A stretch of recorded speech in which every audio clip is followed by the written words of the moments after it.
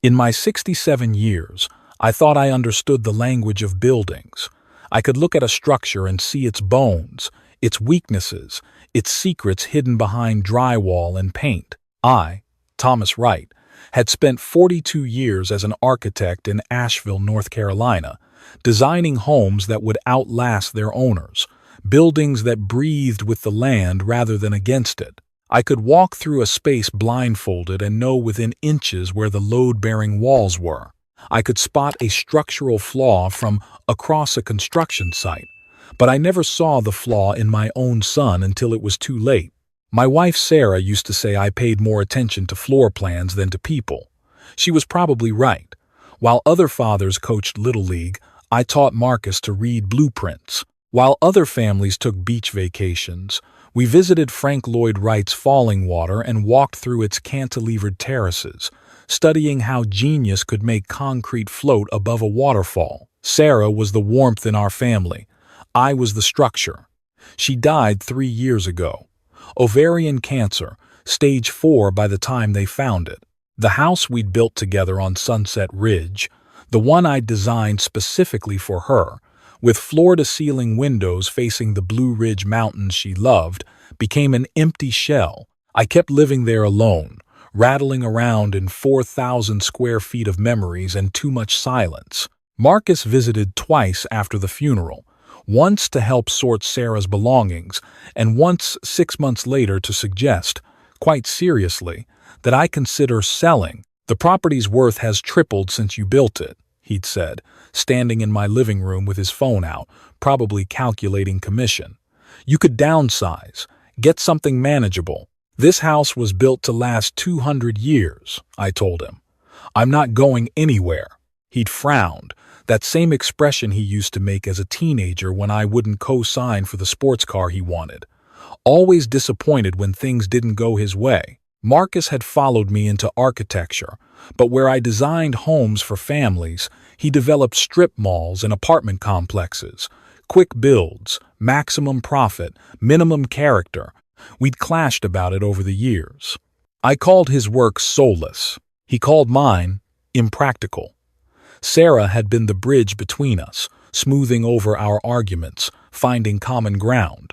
Without her, we barely spoke. The stroke hit me on a Tuesday morning in April while I was reviewing plans for the community center I was consulting on. One moment I was marking up a drawing, noting that the accessibility ramp gradient was too steep. The next, my right hand went numb. The pencil clattered to my drafting table, and the left side of my face felt like it was melting off my skull.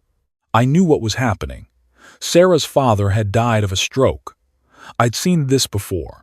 I managed to hit the medical alert button I wore around my neck, a device Marcus had insisted I get after Sarah died. The irony wasn't lost on me later. The thing he'd given me to save my life would ultimately help him destroy it. The hospital was a blur of cold hallways and urgent voices. They used words like ischemic stroke and tissue plasminogen activator.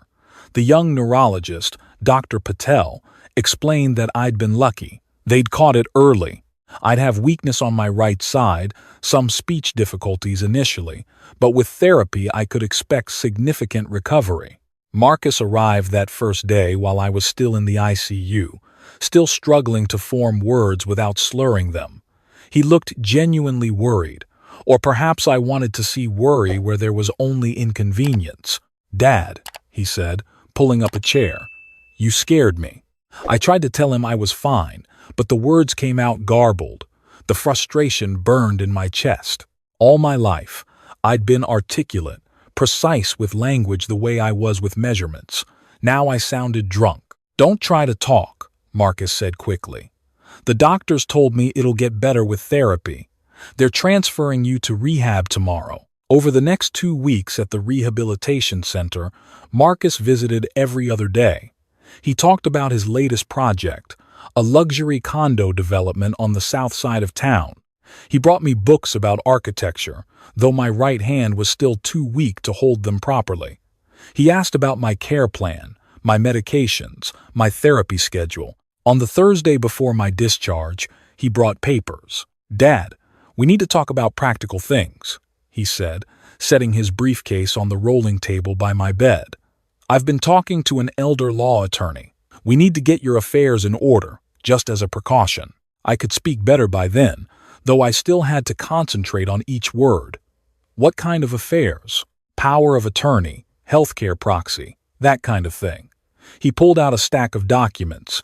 "If something happens, if you have another stroke, I need to be able to make decisions, pay your bills, handle the house, manage your care." It made sense. I was 67, living alone, recovering from a stroke. Marcus was my only child, my only family. "I should read them first," I said, my hand reaching for the papers. "Of course," Marcus said, but then he checked his watch. "Actually, the attorney's only available to notarize today. She's downstairs waiting. I can read them to you if you want. But it's pretty standard stuff. Medical decisions, financial management, property oversight, just until you're back on your feet."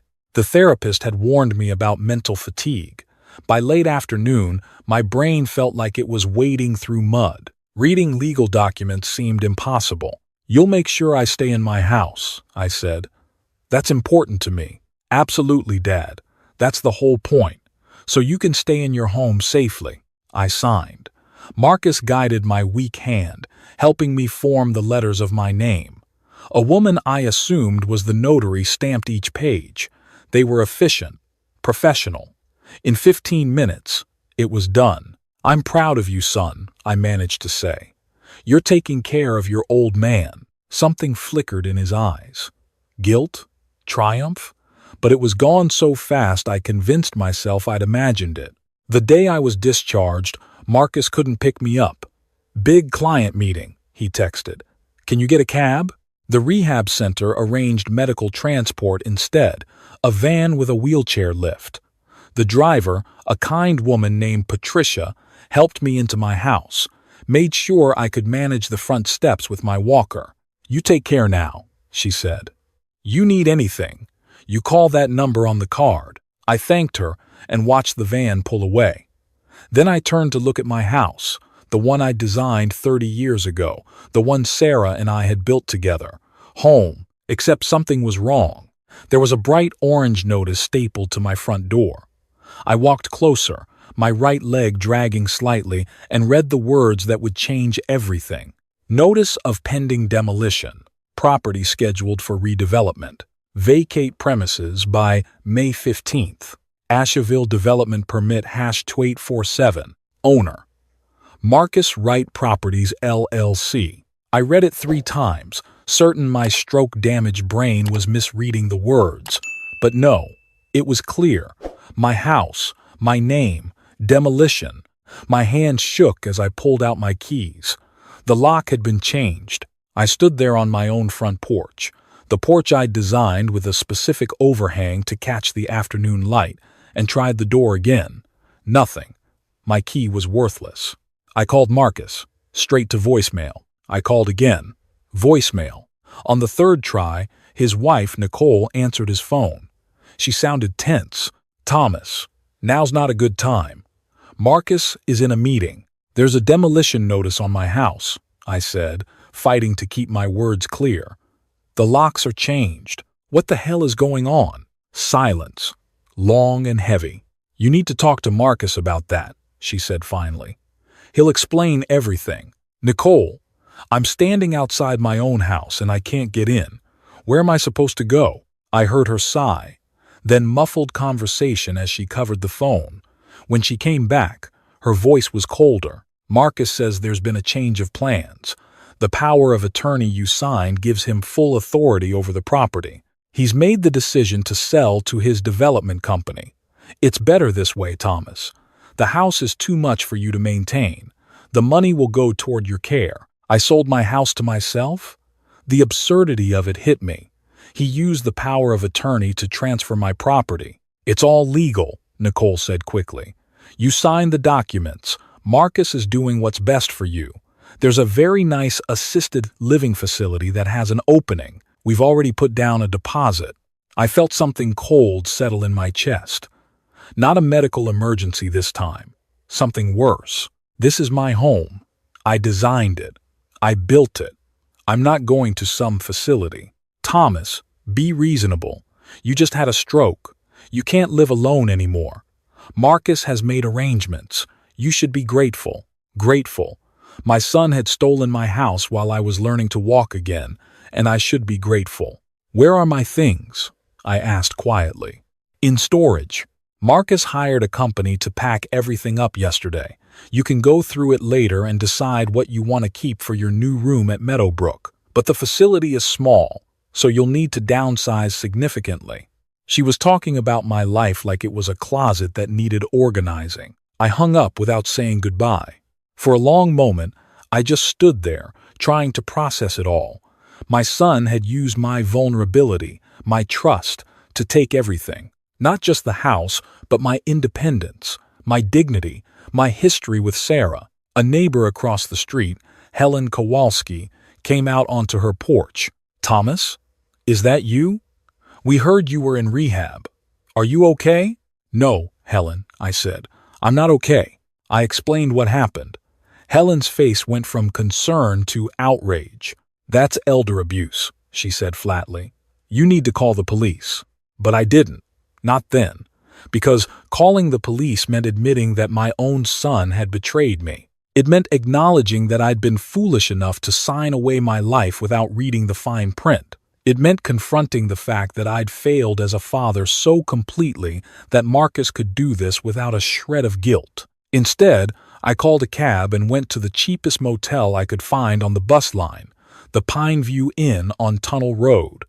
$59 a night, weekly rates available. The room smelled like old cigarettes and industrial cleaner. The TV was bolted to the dresser. The bathroom had a mysterious stain on the ceiling. But it had a bed, and I was so tired I could barely stand. I lay down without taking off my shoes and stared at the water-stained ceiling. My right side ached from the exertion of the day. My head pounded. The medication schedule the rehab center had given me was in my pocket, but my pills were in the house I could no longer access. For the first time since Sarah died, I cried. But tears accomplish nothing. Sarah used to say that too. She'd say it, then hand me a drafting pencil and tell me to design my way out of whatever problem I was facing. So that's what I did. I called Helen back and asked her to bring me a notebook and pen. She arrived an hour later with supplies, Chinese takeout, and righteous fury. This is criminal, she said, unpacking containers of lo mein and General Tso's chicken. You need a lawyer. Can't afford one, I said. Not until I can access my accounts. And I'm betting Marcus has already locked those down too. Helen pulled out her phone and made a call. Within 10 minutes, she'd connected me with her daughter's ex-husband, a lawyer named David Chen who specialized in elder law. Don't do anything yet, David said when I explained the situation. The power of attorney might be legal, but the way he's using it borders on exploitation. I need to see the documents. Can you get copies? That was the question. Could I? I spent the next 2 days mapping out Marcus's life the way I used to map out buildings. I called people, reconnected with old colleagues, asked questions. I learned that Marcus's development company was bigger than I'd thought, that he had projects all over Asheville, that his luxury condo development was his biggest venture yet. I also learned something else. Several years ago, I'd served on the City Planning Commission. I still knew people there. And when I called my old friend Robert Santos, who was now the chief building inspector, and asked some casual questions about Marcus's projects, Robert got very quiet. Thomas, he said carefully, are you asking what I think you're asking? I'm asking if my son's developments meet code. Another long silence. Let me buy you lunch, Robert said. We met at a diner downtown. Robert brought a folder. I shouldn't be showing you this, he said, sliding it across the table. But Marcus Wright's projects have been flagged multiple times. Nothing that's stopped construction yet, but there are concerns. The condo development especially. The foundation work is questionable. The electrical is being done by a company that's had citations, and there are rumors about materials being swapped out after inspection. Can you prove it? Not yet. We're building a case, but it takes time. These things have to be airtight or his lawyers will shred us. I looked at the folder, at the building permits and inspection reports and photographs of construction sites, and I saw what Robert saw. The pattern, the shortcuts, the corners being cut. This is what I did for 40 years, I said quietly. I saw structures. I saw where they'd fail. Robert leaned forward. If you had access to the actual construction, if you could document specific violations with your professional expertise, that would accelerate our case significantly. I thought about Marcus, about how he'd always resented that I wouldn't compromise my standards, how he'd called me rigid and old-fashioned, how he'd built his business by doing exactly what I'd refused to do, cutting corners, choosing profit over integrity. I can get access, I said. The next day, I reached out to someone I never thought I'd contact again, Christine Morrison, Marcus's ex-girlfriend from college. I'd liked Christine. She was smart, principled, studying structural engineering when she was dating Marcus. They'd broken up after graduation, and I'd heard through the grapevine that she now worked as a consulting engineer for commercial projects. One phone call confirmed she was working on Marcus's condo development. Another revealed that she had concerns about what she was seeing on site. He's using substandard materials, she told me over coffee. The steel reinforcement isn't what was specified in the plans. I've brought it up twice, and both times I've been told to focus on my own sections. Would you be willing to document it? I asked. She looked at me for a long moment. You know this will destroy his project, maybe his whole company. I know. Why are you doing this, Thomas? Because he needs to understand that there are consequences, that you can't build an empire on shortcuts and betrayal. Christine agreed to help.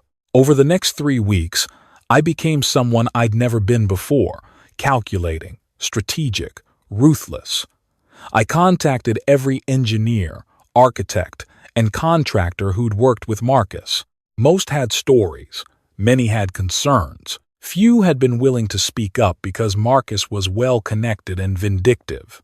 But when they learned what he'd done to his own father, some of them changed their minds. I documented everything.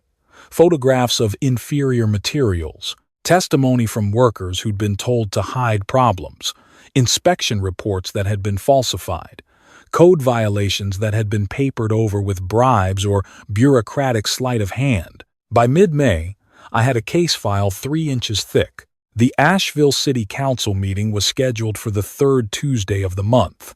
Public comment was allowed. I registered to speak. Marcus had no idea what was coming. The council chambers were nearly full when I arrived, walking with a cane now instead of a walker. My physical therapy was working. I was stronger, clearer, focused. Marcus was there in his expensive suit, sitting in the front row next to his lawyers and the investors in his condo project. He was there to present his latest development proposal, an expansion that would turn his 16-unit building into 32 units. He saw me when I walked in. His face went pale. I took a seat in the back and waded through the preliminary business. When they reached Marcus's proposal, he stood and gave a polished presentation. Artist renderings of gleaming condos, economic impact studies, promises of jobs and tax revenue. The council members nodded. They looked impressed. Then the chair asked if there were any public comments. I stood. I'd like to address the council regarding the Wright Development condo project. Marcus's head snapped around. Our eyes met across the room. State your name for the record, the chair said. Thomas Wright.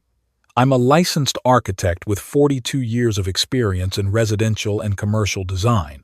I also happen to be Marcus Wright's father. A murmur went through the chamber.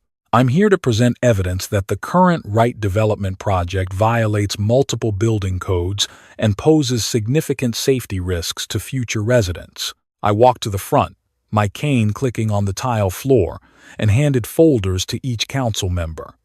Marcus's lawyer started to object, but the chair held up a hand. Mr. Wright, you have 5 minutes. I needed 3. I presented photographs of foundation work that didn't match the approved plans. I cited specific code sections that were being violated. I provided testimony from Christine and two other engineers about materials being swapped. I showed inspection reports that didn't match the actual construction. Marcus sat frozen, his face turning from pale to red to gray. The most serious issue, I concluded, is in the load calculations for the upper floors. Based on my analysis and the documented material substitutions, this building as currently constructed cannot safely support the weight it's designed to carry. If this project is allowed to proceed and additional floors are added, the structure is at risk of catastrophic failure. I let that sink in. Catastrophic failure. The words every developer fears. I recommend that all construction be halted immediately pending a full, independent inspection. I also recommend that the building department investigate all current and past right development projects for similar violations. I returned to my seat. The chamber was dead silent. The chair cleared his throat. Mr. Wright, Marcus Wright, would you like to respond to these allegations? Marcus stood, but his confidence was gone. He looked at his lawyers. They whispered urgently. These accusations are baseless, Marcus finally said, but his voice shook. My father is elderly, recently suffered a stroke. He's confused, possibly bitter about family matters. This is clearly a personal vendetta. I raised my hand. May I respond? The chair nodded. I stood again, slower this time, making sure everyone saw the cane, the slight drag in my right leg. My son is correct that I recently had a stroke. He's also correct that this is personal. While I was in rehabilitation, Marcus used a power of attorney I'd signed to transfer ownership of my home to himself. He's currently in the process of demolishing it without my consent and has placed me in an assisted living facility against my will. So yes, I have personal reasons for being here. I paused, looking directly at Marcus. But that doesn't make the building code violations any less real. I'm not asking you to take my word for it. I'm asking you to inspect the site, send your own engineers, check the math, verify the materials. If I'm wrong, I'll publicly apologize. But if I'm right, you have a responsibility to protect the people who would live in that building. The council went into executive session. Marcus tried to approach me in the hallway, but his lawyers pulled him away. 2 hours later, the council returned with their decision. Construction would be halted pending a full inspection by an independent engineering firm. All right development projects would be reviewed, and the district attorney's office would be notified of potential fraud. Marcus's empire began crumbling that night. Within a week, investors pulled out. The bank froze his construction loans. His contractor filed a lawsuit. Christine and the other engineers who testified were subpoenaed for a grand jury investigation. Nicole filed for divorce. Marcus moved into the same motel where I'd stayed, though he could only afford it for 3 nights before he had to move in with his cousin. The independent inspection confirmed everything I'd documented. The condo project was red-tagged. Marcus lost his development license. I wish I could say I felt triumphant. Mostly, I felt tired. David Chen, the lawyer Helen had connected me with, successfully argued that the power of attorney had been obtained through undue influence while I was medically compromised. The property transfer was voided. I got my house back, but I didn't move back in. Couldn't. Every room reminded me not just of Sarah, but of what Marcus had done, what he'd been willing to do. Instead, I sold it. Used the money to buy a smaller place downtown, a renovated warehouse loft with exposed brick and huge windows. I started teaching architecture at the community college 2 days a week. I took on consulting projects for nonprofits who needed affordable design work. I found out I liked teaching. The students reminded me why I'd loved architecture in the first place. The possibility of creating something that would outlast you, something that would shelter and inspire people you'd never meet. 6 months after the city council meeting, Marcus showed up at my loft. I almost didn't recognize him. He'd lost weight. His clothes were cheaper. The confidence was gone. "Dad," he said, standing in my doorway. "Can we talk?" I let him in, made coffee. We sat at my drafting table, The one thing I'd kept from the old house. "I'm sorry," he said. It was a quiet statement, not the dramatic apology I might have expected. I thought I was being practical. I convinced myself you couldn't handle the house anymore, that I was doing you a favor, but really, I just saw an opportunity. He looked at his hands, architect's hands like mine. "I've been going to therapy. Court-ordered at first, but I kept going. The therapist says I've always resented you, your success, your principles, the way Mom looked at you.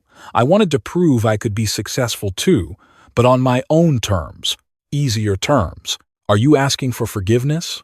I asked. He shook his head. "No, I don't deserve that. I'm just trying to understand why I did it, and to tell you that you were right. About the buildings, about the shortcuts, about all of it. I built on sand, and it collapsed." We sat in silence for a while. "I heard you're teaching now," he said finally. "Twice a week. Community college. Do you like it?" "More than I expected." He nodded, stood to leave. "Marcus," I said, and he turned back. "What you did was unforgivable. You used my trust, my weakness, to steal my home. Our home. The place your mother and I built. I know, but you're still my son. And if you want to rebuild your life the right way this time, with integrity instead of shortcuts, I'll help you. Not with money, not with connections, but I'll teach you what I should have taught you years ago, that the foundation matters more than the facade, that structures built to last require patience and precision, that some things can't be rushed or faked." Marcus's eyes filled with tears. "I don't know if I can do that. Neither do I. But if you want to try, I'll be here." He didn't take me up on it that day, or the next month. But 3 months later, he enrolled in my class at the community college, sat in the back row, didn't tell the other students who he was. We're not there yet. Maybe we never will be. The wound is too deep, the trust too shattered. But there's something there, a foundation maybe, cracked but not completely destroyed. I'm 68 now. My right side is stronger, though I still use the cane on bad days. I've made peace with the fact that I'll never be the man I was before the stroke, just like I'll never be the father I was before Marcus's betrayal. But I've learned something Sarah tried to teach me all those years. People are more complex than buildings. You can't design them. You can't blueprint their choices. All you can do is create a foundation and hope they choose to build something worthwhile on it. Last week, one of my students designed a house that reminded me of the one on Sunset Ridge. Same mountains-facing windows, same careful attention to how light moves through space. "That's beautiful," I told her, "but make sure the foundation can support it. Make sure you're building to last." She nodded, making notes on her drawing. And in the back row, Marcus was taking notes too.